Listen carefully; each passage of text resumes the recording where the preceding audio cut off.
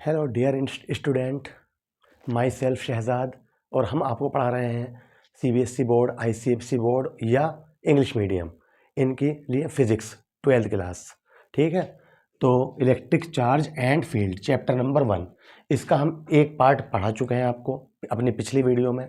ठीक है, जिसका मैं लिंक डिस्क्रिप्शन में नीचे डाल दूंगा, आप वहाँ पर जाकर उसे देख सकते हैं। ठीक है, तो हमने यहाँ पर पहले वीडियो में पढ़ चुके हैं चार्ज के बारे में। चार्ज दो टाइप के होते हैं, पॉजिटिव नेगेटिव। ठीक है, और कैसे कैसे वर्क करते हैं, कंजर्वेशन ऑफ चार्ज क्या है, ठीक है, और कूलम्ब्स लॉ, ये हम पढ़ चुके हैं यहाँ तक। ठीक है, उससे नेक्स्ट टॉपिक है हमारा डाई इलेक्ट्रिक कांस्टेंट, या इसे ये भी कहते हैं रिलेटिव परमिटिविटी। ठीक है, हमने कूलम्ब्स लॉ में, ठीक है, समझ लीजिए और पिछली वीडियो ज़रूर देख लेना आप। ठीक है, पार्ट 1, ये हमारी पार्ट 2 है इसी चैप्टर की। तो पिछले वीडियो में हमने आपको कूलम्ब्स लॉ पढ़ाया था ये। ठीक है, कूलम्ब्स लॉ में ये आया था। ठीक है, इलेक्ट्रोस्टैटिक फोर्स, ये क्या है F, electrostatic force is equal to 1/4πε0 Q1 Q2 upon are square. हमने आपको इसके बारे में बताया था, क्या बोलते हैं इसे, एप्सिलॉन नॉट। क्या बोलते हैं, एप्सिलॉन नॉट। और इसकी वैल्यू भी बताई थी। इसकी वैल्यू क्या बताई थी आपको हमने, 8.85 इंटू 10⁻⁻12। ठीक है, और यूनिट क्या हो जाएगी इसकी, तो कूलम्ब स्क्वायर पर न्यूटन मीटर स्क्वायर, ये भी हमने आपको बताई थी। क्लियर है। अब बात ये आती है कि ये क्या है, क्या बताया था हमने, permittivity of free space, permittivity of free space. अब मान लीजिए कोई और मीडियम है, फ्री स्पेस नहीं है। ये तो आपको पता ही है, फ्री स्पेस मतलब या तो एयर हो या फिर क्या हो, वैक्यूम हो। ये उसके लिए लगता है, ये किसके लिए वैलिड है, एयर या फिर वैक्यूम। तो ये वैल्यू लगती है जहाँ पे एयर हो या वैक्यूम हो, मतलब दो चार्ज रखे हैं, एक यहाँ पर और एक यहाँ पर। तो मैं बोलूँ इनके बीच क्या है इस टाइम, तुम कहोगे एयर है सर। या फिर इन चार्ज को हम ऐसी जगह ले जाएं जहाँ पे एयर भी ना हो, ठीक है, तब तो आप ये लगा दोगे permittivity of free space. Clear है, समझ रहे हो हमारी बात को। अब बात यह आती है, वही चार्ज किसी ऐसे मीडियम में हो जहाँ पे एयर या वैक्यूम ना हो। मान लो, जैसे हम एग्जाम्पल देते हैं इसका, बैटरी में क्या होते हैं, दो चार्ज होते हैं ना, पॉजिटिव मान लीजिए और इस नेगेटिव मान लीजिए। ठीक है, तो ये किस में डूबे हुए होते हैं, केमिकल में। केमिकल ही तो होता है ये। ठीक है, केमिकल में। तो अब ये बताइए, यहाँ पर और यहाँ पर जो चार्ज है पॉजिटिव नेगेटिव, तो इनके बीच में क्या दिखाई दे रहा है आपको, आप कहोगे एयर है। ठीक है, लेकिन अब मैं पूछूं, मैं तो इनके बीच पूछ रहा हूँ भाई, इनके बीच फोर्स बताओ। ये जो है यहाँ पे, ये भी तो चार्ज है, जब ये माइनस है नेगेटिव है, ये प्लस है पॉजिटिव है, तो चार्ज तो नीचे तक है। जो सेल होते हैं ये तो उसमें भी डूबे रहते हैं केमिकल में। तो मैं बोला आपसे कि मुझे तो यहाँ पर बताइए इलेक्ट्रिक फोर्स, इलेक्ट्रोस्टैटिक फोर्स यहाँ पर बताइए। तो उसकी वैल्यू कुछ कम आती है, यहाँ से इसकी वैल्यू यहाँ पर कुछ कम आती है। किसकी वजह से कम आती है, तो हम उसे बोलते हैं डाई इलेक्ट्रिक कांस्टेंट। इसे हम किससे लिखते हैं, डाई इलेक्ट्रिक कांस्टेंट को, कैसे। और रिलेटिव परमिटिविटी को हम इसे लिखते हैं एप्सिलॉन आर। है एक ही बात, दोनों क्या है, एक ही बात है। डाइलेक्ट्रिक कांस्टेंट आ जाए पेपर में तब भी समझ जाना, तो बस कैसे लिख देते हैं। रिलेटिव परमिटिविटी कभी कभी वो ऐसे दे देता है रिलेटिव परमिटिविटी, तो एप्सिलॉन आर, समझ जाना। बात समझ में आ रही है। तो अब बात ये आती है, ये है किसके बराबर में, डाइलेक्ट्रिक कांस्टेंट समझ में आ गया, जहां पर ना तो एयर हो ना फिर वहां पर वैक्यूम हो। क्लियर है, तो वहां पर क्या होता है, डाइलेक्ट्रिक कांस्टेंट, और इसका कुछ ना कुछ वैल्यू होती है। क्या की वैल्यू, मान लीजिए 1 हो, सॉरी 1 तो नहीं, ज़्यादा ही होगी, 1.2, 1.5, 2, 3 इतनी तक हो सकती है। तो जब हम यहाँ पर एप्सिलॉन नोट आता है तो इसके आगे क्या लिख देते हैं, क्या क्या चीज़ होती है यहाँ पर, dielectric constant, Coulomb's law में। क्लियर है बात, ये वाली बात समझ में आ गई। अब बात ये आती है, होती किसके बराबर है, तो ये होती इसके बराबर है, K is equal to epsilon upon epsilon naught. इन दोनों के रेशियो के इक्वल होती है। एप्सिलॉन क्या है, परमिटिविटी ऑफ मीडियम, और एप्सिलॉन नोट क्या है, अभी हम बता ही रहे हैं आपको, क्या है एप्सिलॉन नोट, परमिटिविटी ऑफ, ठीक है, फ्री स्पेस परमिटिविटी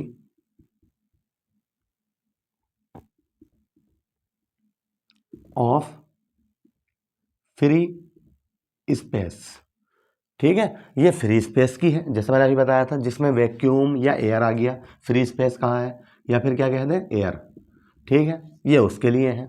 इसकी वैल्यू क्या होती है, कांस्टेंट होती है, जो हमें रटी हुई है, कितनी, 8.85 इंटू 10⁻⁻12।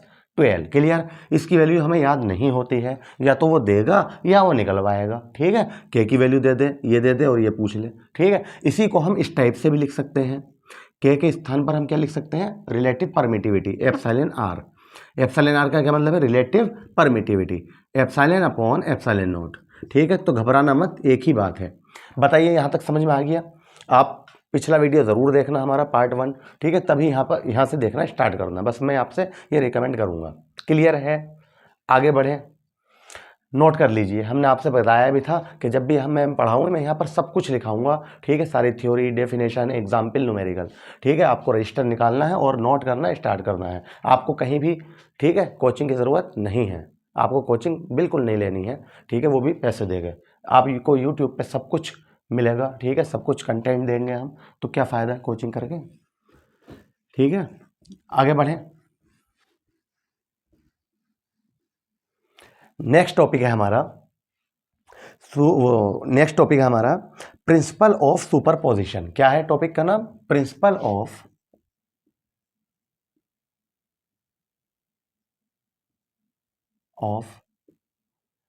सुपरपोजिशन। ये क्या है भाई, सुनिए। अभी तक हमने एक फोर्स के बारे में जाना था, इलेक्ट्रोस्टैटिक फोर्स। कब लगा था वो, जब दो चार्ज का होना जरूरी था। मान लीजिए एक चार्ज ये था, एक ये था, तो मैं बोलूँ कौन सा फोर्स लगेगा, तो आप क्या कहोगे, इलेक्ट्रोस्टैटिक फोर्स लगेगा। वैल्यू क्या होगी, आप क्या बताओगे, सर ये होगी 1/4πε0 Q1 Q2 upon r²। Q1 क्या होगा, इस चार्ज का जो, इस पर जो चार्ज है इस पॉइंट पर, Q2 क्या होगा, इस पॉइंट पर जो चार्ज है, और R क्या होगा, इनके बीच की जो डिस्टेंस है। क्लियर है, तो आप ये बता दीजिए। नॉर्मली हम इसे के से भी लिख देते हैं, इसकी जगह पर क्या लिख देंगे हम, के। ठीक है, बात एक ही है, के की वैल्यू क्या होती है, 9 × 10⁻⁹। ठीक है, क्लियर है। तो अब एक बात बताइए, अगर दो से ज़्यादा चार्ज रखे हो, मान लीजिए लो इतने बहुत से चार्ज रखे हैं, इसे मैं Q1 कह रहा हूँ, Q2 Q3 Q4 Q5 Q6 Q7 Q8। अब मैं बोला, अब बताइए किसी एक पर्टिकुलर चार्ज पर फोर्स बताइए, किसी एक पर्टिकुलर, मैं बोला इस वाले फोर्स पर, इस पर, ये जो चार्ज है इस पर बता दीजिए मुझे तो फोर्स। अब बताइए कैसे निकालेंगे। ठीक है, क्यों, क्योंकि फोर्स जो है वो किस पे डिपेंड करती है, ओनली 2 चार्ज पर, लेकिन यहाँ पर इतने बहुत सारे चार्ज हैं। ठीक है, तो उसे ही बोलते हैं हम प्रिंसिपल ऑफ सुपरपोजिशन। तो आपको घबराने की ज़रूरत नहीं है। ठीक है, क्या करना है आपको, ध्यान से सुनिए। आप इस पे कह रहे हैं, जैसे मैंने अभी क्या नाम दिया, Q1 Q2 Q3 Q4 Q5, और इसका नाम रख लीजिए Q6 मान लीजिए। ठीक है, चलो Q6 Q7 Q8, तो इसका नाम रख दीजिए 9। मैं बोला इस पर बता दीजिए मुझे तो। ठीक, तो आपको पता क्या करना है, फोर्स जो होती है वो दो चार्ज के बीच ही वैलिड है, दो चार्ज के बीच ही लगती है, बिल्कुल सही बात है। तो आपको यहाँ पे आके खड़े हो जाना है। आप मान लो यहाँ पे खड़े हैं, तो पहले इन दोनों के बीच फोर्स निकाल लेंगे। क्लियर, उसे F1 कह देंगे। फिर इन दोनों के बीच, फिर इनके बीच, फिर इनके बीच, फिर इनके बीच, फिर इनके बीच, फिर इनके बीच, इन सबको फोर्स निकाल के F1 F2 F3 जो भी नाम होगा, उन सबको आप क्या कर देंगे, ऐड कर देंगे। ठीक है, तो उसे ही बोलते हैं हम सुपरपोजिशन। बात समझ में आ गई। फोर्स क्या बताया मैंने, फोर्स हमेशा दो चार्ज के बीच ही लगती है, इलेक्ट्रोस्टैटिक फोर्स। लेकिन अगर कई सारे चार्ज रखे हो, सेवरल चार्ज हो, तो कैसे लगती है इलेक्ट्रोस्टैटिक फोर्स, दो का हम जिस पॉइंट पर, जिस चार्ज के लिए पर निकाल रहे हैं, उसके चारों तरफ चार्ज देख लीजिए, उनके द्वारा, एक तो ये खुद हो गया, इसके इन सब के वजह से जो फोर्स आई है, उन सबको क्या कर दीजिए, वेक्टर सम कर दीजिए। उससे क्या निकल के आता है, उसे क्या बोलते हैं हम, प्रिंसिपल ऑफ सुपरपोजिशन। क्लियर हो गई बात, लिखे यहाँ पर। तो इसका मतलब यहाँ कब लगेगा ये, जब दो चार्ज से ज़्यादा हो, दो से ज़्यादा हो, भले से चाहे 3 हो। ठीक है, तो मैं नोट कर रहा हूँ, आप भी नोट कीजिए। ठीक है, स्पेलिंग में थोड़ी मिस्टेक ना हो। वैसे इसमें फिजिक्स में आपको ये भी पता होगा, फिजिक्स में हमारी सीबीएसई बोर्ड के लिए हो या आईसीएसई, इसमें थोड़ी बहुत मिस्टेक होती है तो चल जाती है, कोई फ़र्क नहीं पड़ता, ठीक है। लेकिन फिर भी मैं कोशिश करता हूँ कि आपको बिल्कुल साफ समझ में आए। क्या कह रहे हैं हम? If a system is made up of several charge, then the resultant force on any charge is equal to the vector sum of the individual force exerted on it by the other charges।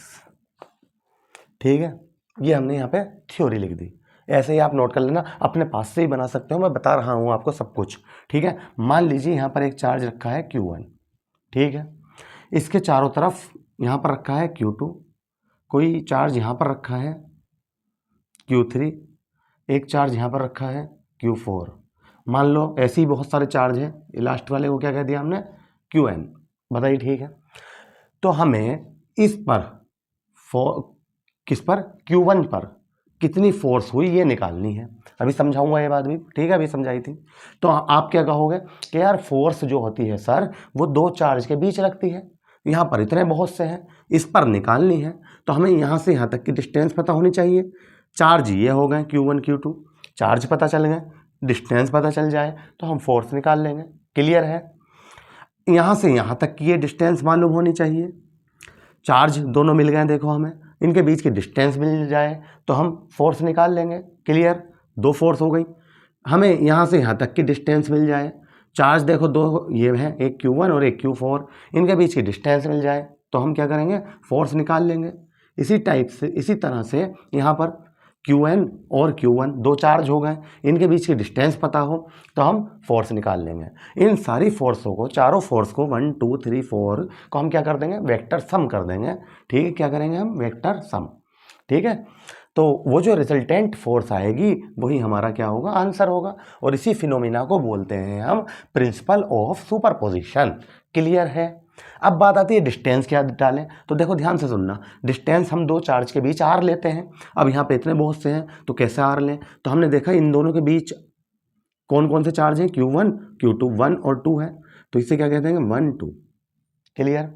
तो इसके मतलब भी ये होता है, ठीक है, 1 2, इन दोनों के बीच नाम दे दिया हमने, इससे 2 ले लिया, इससे 1, इनके बीच क्या आ जाएगा बताइए? 1 3। वेरी गुड, ठीक है। और इसके बीच क्या आ जाएगा? 1 4, और इनके बीच क्या आ जाएगा इसी टाइप से? 1 n। ठीक है, समझ में आ रही है बात? ये बताइए आप। बस आपसे इतनी रिक्वेस्ट है, ठीक है, अगर आपने मेरा चैनल अभी तक सब्सक्राइब नहीं किया है तो प्लीज़ सब्सक्राइब ज़रूर कर दीजिए और बेल आइकन को प्रेस करना ना भूलें, जिससे कि आपको टाइम टू टाइम नोटिफिकेशन मिलती रहे। हम यहाँ पर जब भी आपके 2024 में, ठीक है, बोर्ड के एग्ज़ाम होंगे उससे पहले पहले, ठीक है, अपनी पूरी फिजिक्स कंप्लीट करा देंगे उससे एक आध महीने पहले, ठीक है। और उसके बाद भी हम, ठीक है, वो अनसोल्ड कराएंगे जो 2023 अभी पेपर हुआ था तुम्हारा, ठीक है, उसे भी सोल्व कराएंगे। ठीक है, तो आप मुझे कमेंट करते रहना, जिस तरह से भी आपको वीडियो चाहिए हम उस टाइप से वीडियो अपलोड करते रहेंगे। क्लियर है? ये बताइए, बात समझ में आ गई? अब मैं बोला बताना भाई फोर्स, तो आप क्या कहेंगे? आप क्या कहोगे?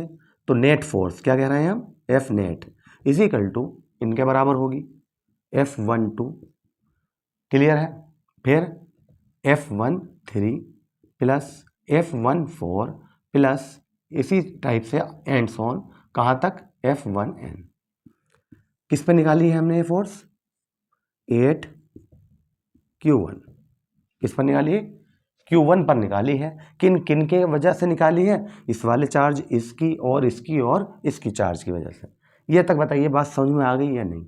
देखिए आप समझ लीजिए एक बार, ये थ्योरी भी जानना ज़रूरी होता है, ठीक है। If a system is made, ठीक है, अप ऑफ सेवरल चार्ज, कोई सिस्टम है जो बहुत सारे चार्ज से मिलकर बना है, ठीक है, देन द रिजल्टेंट फोर्स, तब रिजल्टेंट फोर्स जो आएगी on any charge, on any charge, किसी भी चार्ज पर, ठीक है, is equal the vector sum of the individual forces, ठीक है, exerted on it by the other charges, तो उसके ऊपर जो अलग अलग इंडिविजुअल फोर्स लग रहे हैं उनके वेक्टर सम के इक्वल होगी। तो इसके ऊपर हम क्या लगा देंगे यहाँ पर, वेक्टर। बात समझ में आ गई? बस यही है हमारा प्रिंसिपल ऑफ सुपरपोजिशन। ये बताइए क्लियर हो गया? आगे बढ़े, ठीक है। नेक्स्ट टॉपिक देखते हैं, नोट कर लीजिए पहले आप इसे, है ना।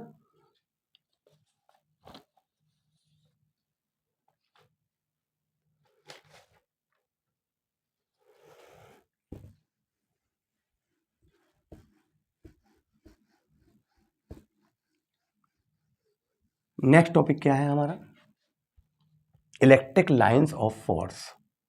ये 1 2 3 करके हेडिंग डाल देना, मैं भूल गया पिछली वीडियो में हमने 1 2 3 ऐसा करके डालते रहना, ठीक है। कोई सा भी पॉइंट है, ये लगभग होगा मेरे आइडिया में 6 या 7वां पॉइंट होगा, ठीक है, 7 होगा, देख लेना, ठीक है। क्या कह रहे हैं हम, electric line of force, electric lines of force, ये क्या है? तो ये इसे भी पहले समझते हैं, ठीक है। हम पहले समझाते हैं और बाद में उसे लिखते हैं, तो बच्चे को बहुत आसानी से समझ में आता है, बहुत आसान, फिजिक्स को बहुत इजी कर देते हैं हम, ठीक है। पूरे कोशिश रहती है कि हर एक बच्चे की समझ में आए, तो प्लीज़ ध्यान से देखना, पूरी वीडियो वॉच करना, ठीक है। सुनिए आप, इलेक्ट्रिक लाइंस ऑफ फोर्स समझने से पहले ये बातें 2-3 समझ लीजिए। जो चार्ज होते हैं, मैंने आपको बताया था कि चार्ज 2 टाइप्स के होते हैं, तो एक हो गया पॉजिटिव प्लस, एक हो गया हमारा निगेटिव, ठीक है, माइनस। एक पॉजिटिव और निगेटिव हमने बराबर बराबर में रख दिए, ठीक है। ये दोनों क्या है, आइसोलेटेड है, मतलब अकेले हैं, अलग अलग हैं, ये अलग है पॉजिटिव, ये अलग है निगेटिव, लेकिन ये जो है ये पास पास में रखे हुए हैं, क्लियर है। तो इसकी जो इलेक्ट्रिक लाइंस ऑफ फोर्स होती हैं, इलेक्ट्रिक फील्ड लाइंस कह दो चाहे, इलेक्ट्रिक लाइंस ऑफ फोर्स, या क्या बोल सकते हैं इसे, इलेक्ट्रिक फील्ड लाइन, ठीक है।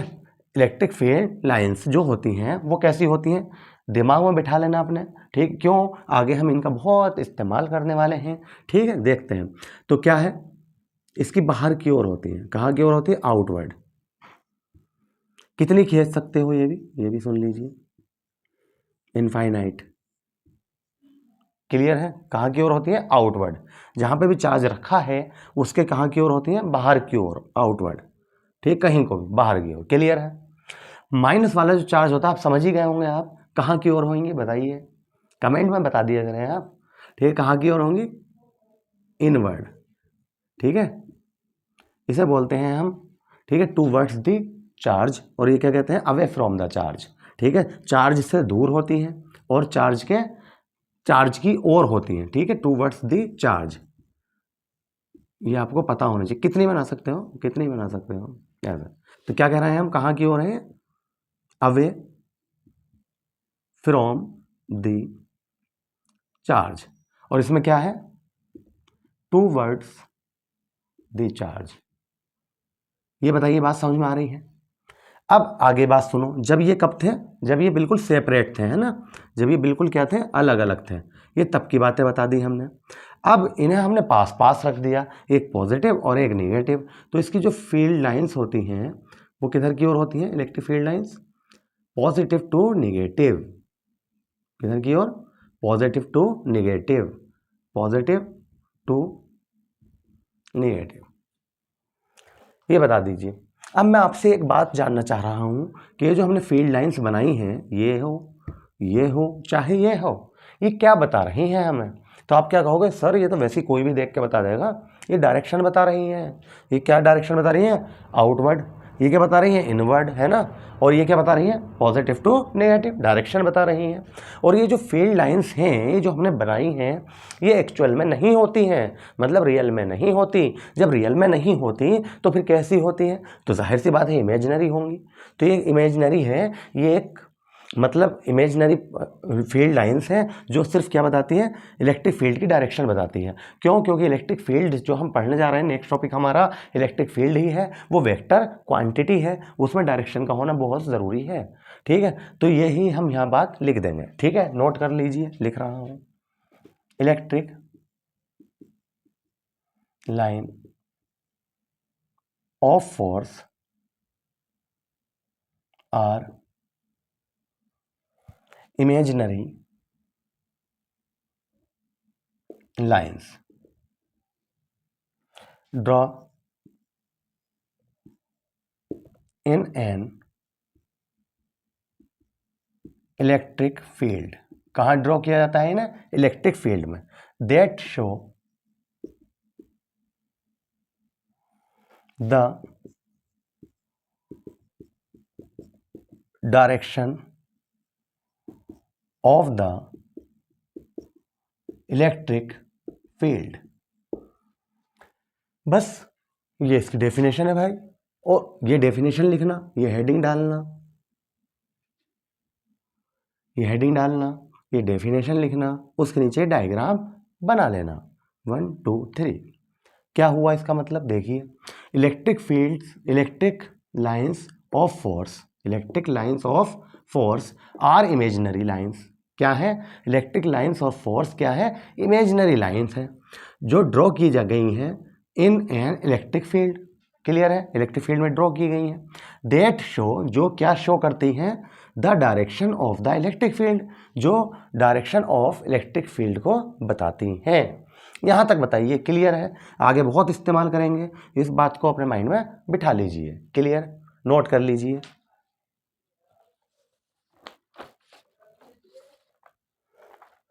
उसके बाद आता है, ठीक है, इसकी प्रॉपर्टीज क्या है, ये जो इलेक्ट्रिक लाइंस ऑफ फोर्स हैं, इलेक्ट्रिक फील्ड लाइंस हैं, इनकी प्रॉपर्टी क्या है, तो इसी के नीचे हेडिंग डालना।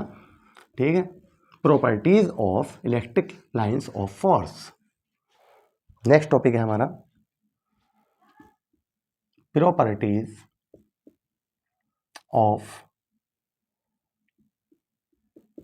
Electric lines of force. मैं पहले यहाँ पे 3 प्रॉपर्टी लिख देता हूँ, एक एक करके समझा देंगे। ठीक है, नोट करिए आप भी। Number 1, they originate from positive charge and terminate on negative charge। ठीक है, सुनिए क्या मतलब हुआ इसका, ये कहाँ से ओरिजिनेट होती है, पॉजिटिव चार्ज से, और कहाँ टर्मिनेट होती है, नेगेटिव चार्ज पर। ऐसे तो बनाया था अभी हमने कि पॉजिटिव, और ये क्या है, नेगेटिव, यहाँ से निकली और यहाँ पे पहुँच गई, यहाँ से बनी, ठीक है, ओरिजिनेट हुई, और कहाँ पर जाएंगे, पहुँच गई नेगेटिव पर। ठीक है, ये कहने का मतलब है। Second, they do not from closed loop. ठीक है, ये क्लोज लूप नहीं बनाती हैं। मतलब क्या हुआ, अब ये बात समझ लीजिए, हमने जैसे अभी पॉजिटिव लिया था और निगेटिव लिया था, ये ऐसे जाती हैं बस, ऐसे, ये नहीं कि ऐसे जाती, ऐसे गई और ऐसे वापस आ गई, तो क्या कहते हैं हम इसे, क्लोज लूप कहते हैं। लेकिन ये क्लोज लूप नहीं बनाती हैं, ये ऐसे बनाती है, कर्व बनाती हैं ओनली। ठीक है, लेकिन जब हम मैग्नेटिक फील्ड लाइंस के बारे में पढ़ेंगे, मैग्नेट के बारे में पढ़ेंगे, ठीक है, 4th चैप्टर है हमारा, मूविंग चार्ज एंड मैग्नेटिज्म, तो उसमें हम देखेंगे जो वो होती है मैग्नेटिक फील्ड लाइंस होती हैं, वो कैसी होती हैं, क्लोज लूप बनाती हैं, नॉर्थ साउथ ऐसे होते हैं, तो ऐसे चलती हुई दिखेंगी ये, लेकिन अंदर जो होगा ना इनसाइड, वो ऐसा आता है, ऐसे। ठीक है, इसी टाइप से आपको ऐसे चलती हुई दिखेंगी बाहर से आउट में, लेकिन क्या आती है, ऐसे आती है। तो क्या बना रही हैं, क्लोज लूप बनाती हैं। कौन, मैग्नेट, मैग्नेटिक फील्ड लाइंस, लेकिन यह क्लोज लूप नहीं बनाती। ये तो यहाँ से ओरिजिनेट हुई, यहाँ पर एंड हो गया, यहाँ से ओरिजिनेट हुई, यहाँ पर एंड हो गया। ये बताइए क्लियर हो गई दूसरी बात भी। तीसरा लिखने जा रहे हैं point, relative number of lines directly proportional of charge. इसका क्या मतलब हुआ, सुनिए। जैसा अभी हम आपसे कह रहे थे कि मान लो ये कोई चार्ज रखा है, ठीक है, और ये क्यू चार्ज है, इसके अंदर कोई कंडक्टर है, इसे हमने क्यू चार्ज दे दिया। इसकी फील्ड लाइंस मान लीजिए, मैंने वैसे ये कहा था इनफाइनाइट मान लो, कितनी मान लो, तो मैंने मान ली कितनी है, 4 है। कितनी है, 4। अगर मैं इसी चार्ज को 2 टाइम्स कर दूं, दुगना कर दूं, 2Q कर दूं, तो इसकी फील्ड लाइंस कितनी हो जाएंगी, 2 गुनी हो जाएंगी। ये 4 बनाई थी, तो अब आप कितनी बनाओगे, 8। देखना हो गई 8, है ना। ये मतलब था क्या, relative number of lines directly proportional of charge. ठीक है, डायरेक्टली प्रोपोर्शनल ऑफ चार्ज। जैसे जैसे चार्ज बढ़ाओगे तो फील्ड लाइंस भी इंक्रीज होगी, वो भी बढ़ेगी। क्लियर हो रही बात। जैसे जैसे चार्ज को इंक्रीज करोगे तो फील्ड लाइंस भी इंक्रीज होगी। अगर जैसे Q है, अगर मैं 4Q कह दूं तो इसका क्या कर दोगे, 4 टाइम्स, तो कितनी हो जाएगी, 4 × 4 16। तो फील्ड लाइंस कितनी बनानी पड़ेगी आपको, 16। बात समझ में आ गई है नहीं। अभी आप यहाँ पे 8 बना लीजिए तो यहाँ पर कितने हो जाएंगे, 16। यहाँ पर 12 बना लीजिए तो यहाँ पर कितने हो जाएंगे, 24। बात समझ में आ रही है। तो यही इसने कहा है, relative number of lines directly proportional of charge. ठीक है, क्लियर है। तो ये नोट कर लीजिए, properties of electric lines of force. ठीक है, नोट करिए।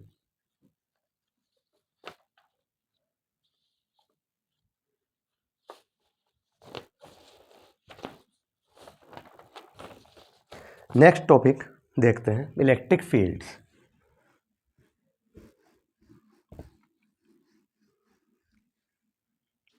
बेफिक्र रहिए, मैं आपकी पूरी फिजिक्स कराऊंगा कंप्लीट बढ़िया करके, कुछ नहीं छोड़ने वाले।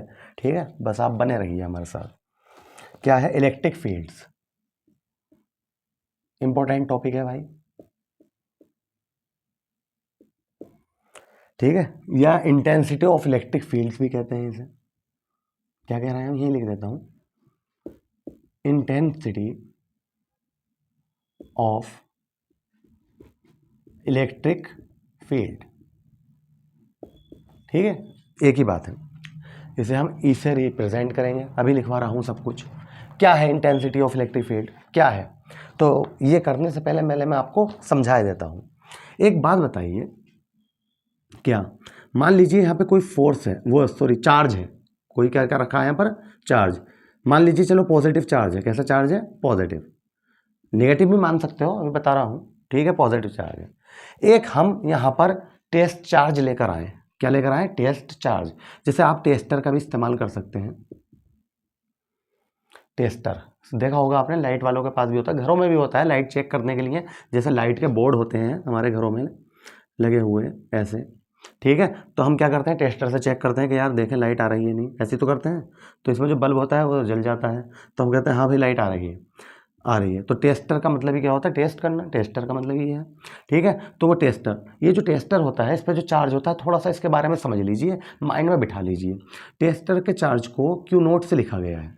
लिखते हैं ज़्यादातर टेस्टर को के चार्ज को, जो भी टेस्ट चार्ज है उसे किससे लिखा गया, Q0 से। लेकिन ज़रूरी नहीं है Q0 से ही लिखा जाए। कभी कभी न्यूमेरिकल्स में लिखता है टेस्ट चार्ज Q, तो कभी आप ये सोचें अरे सर ने तो ये बताया था Q0। समझ रहे हो मेरी बात। लेकिन अभी हम Q0 से ही डिनोट करेंगे। क्लियर। तो टेस्टर लाए हम, उस पर चार्ज कितना था, टेस्टर, इसे टेस्टर समझ लीजिए, मैंने यहाँ लगा रख दिया। तो इस पर कितना चार्ज था, Q0। इसकी थोड़ी सी खासियत भी समझ लीजिए, इसकी प्रॉपर्टी क्या है। तो ये स्मॉल होता है। कैसा होता है, स्मॉल। और कैसा होता है, पॉजिटिव। क्या बोलते हैं इसे, पूरा टेस्ट चार्ज। ये इसकी खासियत है। स्मॉल मतलब, अब इसका मतलब समझ लो। स्मॉल मतलब इतना छोटा होता है कि अगर आप यहाँ पर इसे बार बार रख भी रहे हैं तो इलेक्ट्रिक फील्ड पर कोई इफेक्ट देखने को नहीं मिलता। मतलब अगर आपके घर का बिजली का बिल मान लीजिए 1000 पर मंथ आता है, ठीक है, तो आपने टेस्ट रख के देख रहे हैं उस पर दिन भर, मतलब रखा, फिर 2 दिन बाद 4 दिन बाद चेक कर रहे हैं आप अपने लाइट के बोर्ड को, तो बल्ब तो जल रहा है टेस्टर का, तो आपका जो बिल होगा उस पर फिर भी नेक्स्ट मंथ कितना आएगा, 1000। तो इसका मतलब ये इतना छोटा होता है कि इलेक्ट्रिसिटी पर कोई इफेक्ट नहीं डालता, इसलिए इसे क्या बोलते हैं, स्मॉल। क्लियर हो गई बात। दूसरी बात, ये कैसा चार्ज होता है, पॉजिटिव। ये भी याद रखना आज से, जो टेस्टर होता है उस पर कैसा चार्ज होता है, पॉजिटिव होता है, ठीक है, पॉजिटिव। मेरे हाथ में क्या है, टेस्टर, इस पर चार्ज कैसा है, पॉजिटिव। टेस्ट चार्ज का मतलब समझ ही गए होंगे आप, टेस्ट करना मतलब, ठीक है। अब एक बात बताइए, क्लियर हो गया सब कुछ टेस्टर का। अब मैंने जैसी टेस्टर, बिल्कुल यहीं पे याद हो जाएगी इसकी डेफिनेशन, समझो जो मैं कहना चाह रहा हूँ। अब मैंने टेस्टर था मेरे हाथ में, मैंने यहाँ ला के रख दिया, ठीक है, इसमें समझ रहा हूँ, इसी को मैंने यहाँ पे बना दिया बड़ा करके। तो एक बात बताइए, मैं नहीं कह रहा बल्ब जलेगा, आप कहोगे बल्ब जलेगा ना, बिल्कुल सही कह रहे हो आप। क्यों, क्योंकि ये भी पॉजिटिव और जो मेरे हाथ में टेस्टर है वो भी क्या है, पॉजिटिव है। क्लियर। बल्ब नहीं जला, मैं ये नहीं कह रहा नहीं जलेगा, ठीक है। चलो मान लो इस वाले पे रख दिया मैंने ला के, ये माइनस है, तो अब क्या होगा, जलेगा, राइट। लेकिन हम जलने बुझने की तो बात ही नहीं कर रहे हैं, समझना मेरी बात, मैं क्या कहना चाह रहा हूँ। एक बात बताइए, जब मैंने यहाँ पे चार्ज ला के रखा क्यू नॉट पॉजिटिव, ठीक है, एक चार्ज ऑलरेडी पहले से था प्लस, तो इनके बीच कोई फोर्स नहीं लगा होगा, ये बताइए मुझे। तो क्या लगा होगा, force, electrostatic force, Coulomb's law. Clear है बात, तो वो लगा होगा। तो क्या लगा होगा यहाँ पर, फोर्स। क्या ला के रखा था हमने, चाहे यहाँ पे रखा हो, समझो, मैं बार बार कह रहा हूँ, मैं बल्ब के जलने ना जलने की बात नहीं कर रहा, मैं बस ये बता रहा हूँ आपको, मैंने यहाँ ला के रखा तो फोर्स लगा होगा। चाहे भले से आप ये कह सकते हैं कि सर यहाँ पे रिपल्सिव फोर्स लगा होगा, क्यों, ये भी पॉजिटिव, ये भी लगा होगा ना, होगा। क्लियर। अब मैंने यहाँ ला के रखा तो कौन सा फोर्स लगा होगा, तो आपका होगा अट्रैक्शन फोर्स लगा होगा। तो मैंने आपको कल ही बता दिया था, ठीक है, अपनी पिछली वीडियो में बता दिया था, क्या क्या बताया था, कि आप अट्रैक्शन और रिपल्शन को अब भूल जाइए, सिर्फ आप ये याद रखिए कि जब भी दो चार्ज होते हैं, चाहे पॉजिटिव पॉजिटिव हो, नेगेटिव नेगेटिव हो, या एक पॉजिटिव दूसरा नेगेटिव हो, तो उनके बीच जो फोर्स लगता है उसे क्या बोलते हैं हम, इलेक्ट्रोस्टैटिक फोर्स। क्लियर है, कूलम्ब्स लॉ जो आया था। तो इसका मतलब ये हुआ, यहाँ पे रखा हूँ मैंने टेस्टर, या यहाँ पे रखा हूँ, फोर्स तो लगा, इलेक्ट्रोस्टैटिक फोर्स लगा, और क्या ला के रखा था हमने, टेस्टर। टेस्टर पर जो चार्ज था वो क्या था, क्यू नॉट। इन दोनों के फ्रैक्शन को क्या कहते हैं हम, फ्रैक्शन को इलेक्ट्रिक फील्ड, और इसे किससे रिप्रेजेंट करते हैं, ई से। बस ये है इलेक्ट्रिक फील्ड। अब मैं यहाँ लिखवा रहा हूँ डेफिनेशन, मुझे पहले समझाने में बहुत मज़ा आता है कि बच्चे के माइंड में पड़ जाए, ठीक है, कि अच्छा ये है इलेक्ट्रिक फील्ड, कि हमने कोई भी टेस्टर लाए, कहीं भी रख दिया इलेक्ट्रिक फील्ड, मतलब ये लाइट का बोर्ड था, यहाँ यहाँ यहाँ यहाँ रख के देख रहा है, समझ रहा हो मेरी बात, ठीक है। तो जैसे ला के रखा तो किसका किसका इसने वो करा, एक्सपीरियंस लिया, फोर्स का। फोर्स तो लगेगी भाई, जब दो चार्ज होंगे तो फोर्स लगेगी, न्यूटन्स लॉ है। क्लियर। और जो ला के रखा वो क्या है, क्यू नॉट। तो उन दोनों के रेशियो को ही क्या कहते हैं हम, इलेक्ट्रिक फील्ड कहते हैं, या इंटेंसिटी ऑफ इलेक्ट्रिक फील्ड कहते हैं। क्लियर होगी बात। करें, डेफिनेशन लिख दें, लिख रहे हैं, नोट करिए। Electric field strength at a point is defined as the electric force Fe। ठीक है, ऐसे भी लिख रहा हूँ, एफ भी लिख सकते हो, एफ ई नहीं, ज़रूरी नहीं है लिखना। जब हम दो फोर्स पढ़ेंगे, इलेक्ट्रिक फोर्स और मैग्नेटिक, तब एफ ई से लिख देंगे, ठीक है, अभी एफ से लिख लो, है ना। Acting on a positive test charge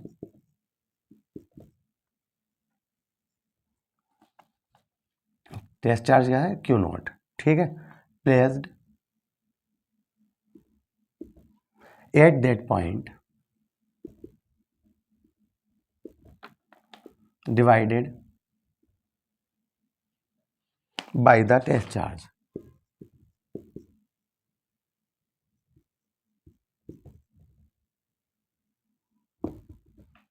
ये है भैया, बस ये डेफिनेशन है। क्या हुआ इसका मतलब, इलेक्ट्रिक फील्ड स्ट्रेंथ जो है एट अ पॉइंट, किसी भी पॉइंट पर इस डिफाइन की जाती है, ठीक है, as the electric force F acting on a positive test charge, जो उस पॉजिटिव टेस्ट चार्ज पर लग रहा है, प्लेस्ड एट दैट पॉइंट, जिस पॉइंट पे वो रखा गया है, divided by the test charge, ठीक है। फोर्स और क्यू नॉट को डिवाइड करने से, एफ को डिवाइड करने से क्यू नॉट से क्या मिलती है हमें, इलेक्ट्रिक फील्ड मिलती है। इसे किससे डिनोट करते हैं हम, ई से। क्लियर है। अब मैं इसकी यूनिट मालूम करूं तो क्या बताओगे आप, एफ की यूनिट क्या होती है, एफ की यूनिट क्या होती है, फोर्स की यूनिट क्या होती है, न्यूटन, और चार्ज की यूनिट क्या होती है, कूलम, ठीक है। तो इसकी यूनिट क्या बनी भाई, SI unit of E is कितनी है, न्यूटन पर कूलम। याद रखना इसकी यूनिट क्या है, न्यूटन पर कूलम। और ये कैसी क्वांटिटी है, E is a vector quantity, ये भी याद रखना, बहुत इंपॉर्टेंट है। ये कैसी क्वांटिटी है, वेक्टर क्वांटिटी, ठीक है। E is equal to F upon Q naught, unit क्या होगी, यहां तक बताइए, ये बात समझ में आएगी। इलेक्ट्रिक फील्ड आगे बहुत इस्तेमाल होना है इसका, E is equal to F upon Q naught. अगर हम इसकी डायमेंशन भी निकालें तो निकाल दोगे आप, कैसे निकालोगे, E is equal to F की डायमेंशन क्या होती है, M L T minus two, upon Q की डायमेंशन क्या होती है, ए टी, ठीक है। तो M L T minus three, T ऊपर जाएगा माइनस का वन हो जाएगा, और इसी टाइप से क्या होगा, ए माइनस वन। ये इसकी क्या आ गई, डायमेंशन, क्या लिख दूं मैं, dimension of E, dimension of E. Clear है, आगे बढ़े। तो ये किसकी वजह से आई थी, अभी हमने इसकी इलेक्ट्रिक फील्ड की क्या सीखा है, डेफिनेशन सीखी है, क्या पढ़ लिया, E is equal to F upon Q naught, ठीक है। अब हम कहेंगे हमें तो किसी पॉइंट चार्ज की वजह से इलेक्ट्रिक फील्ड बताइए, किसी पॉइंट चार्ज की क्यू है कोई, उसकी वजह से इलेक्ट्रिक फील्ड बताइए। तो उसके लिए क्या आएगी, वो हम प्रूफ करने जा रहे हैं, ठीक है। इंपॉर्टेंट पॉइंट था ये भी, नोट कर लीजिए, है ना, करिए नोट।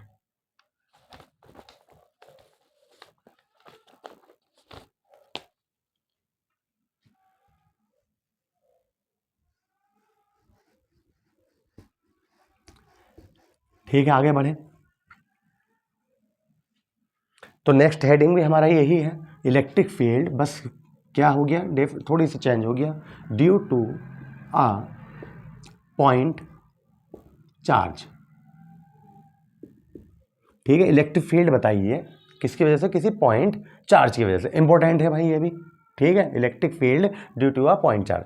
आपको ये भी बता दूं, पहले सुन लीजिए, ये हम प्रूफ क्या करने जा रहे हैं पता, E is equal to 1/4 pi epsilon naught Q upon are square, ये हम प्रूफ करने जा रहे हैं, जिसे हम K भी लिख सकते हैं, K Q upon are square, एक ही बात है, ये हो या ये हो, ये हमें प्रूफ करके दिखा दीजिए।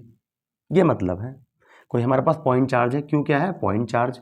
मैंने पहले ही बताया था, कूलम्ब्स लॉ जो वैलिड है या इलेक्ट्रिक फील्ड जो वैलिड है, किसके लिए, पॉइंट चार्ज के लिए, ठीक है। तो अब पिछली वीडियो में भी हमने बताया था, और मैं पिछली वीडियो का अपना लिंक क्या करेंगे, नीचे डिस्क्रिप्शन में डाल देंगे, उसे भी आप ज़रूर वॉच करना, ठीक है। तो समझ में आ गई बात, ये हमें ये प्रूफ करना है, देखते हैं।